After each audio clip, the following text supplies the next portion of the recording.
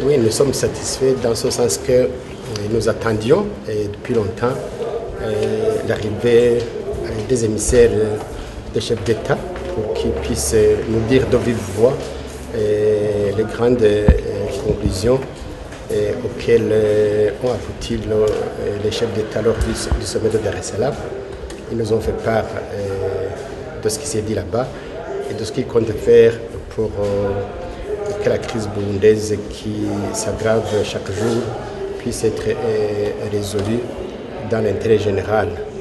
Nous notons notamment que les chefs d'État ont constaté que dans les conditions actuelles, il est impossible de tenir des élections crédibles et inclusives.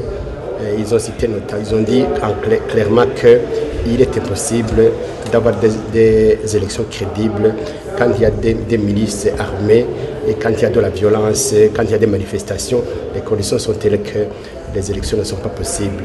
Ils ont également insisté sur le fait que le dialogue doit être au centre, le dialogue doit être de mise pour résoudre la crise et le gouvernement doit être engagé à enclencher ce dialogue comme partie prenante et non pas comme un gouvernement qui dicte la manière dont il faut engager ce dialogue. Ils ont également dit que le calendrier électoral qui est proposé de manière unilatérale est inacceptable et que nous devons nous asseoir pour créer, discuter sur les conditions nécessaires. Ils ont même indiqué qu'il y a 15 points.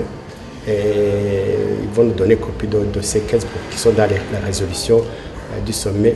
Les 15 points doivent être débattus de manière exhaustive et c'est à cette condition que nous pourrons arrêter un calendrier consensuel. Donc nous disons que nous sommes satisfaits de ce rapport.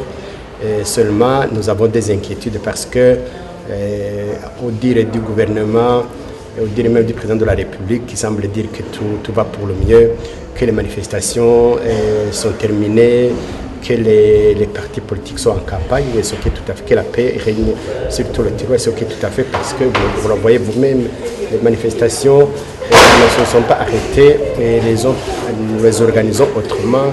Les manifestations maintenant couvrent tout le pays. Et quand vous regardez le président de la République, quand il se déplace, il a toute une armada de mitrailleuses devant, derrière. Les ministres, c'est la même chose. Le président du CNDD-FDD, quand il est en campagne, il a 2 camionnettes bourrées de policiers.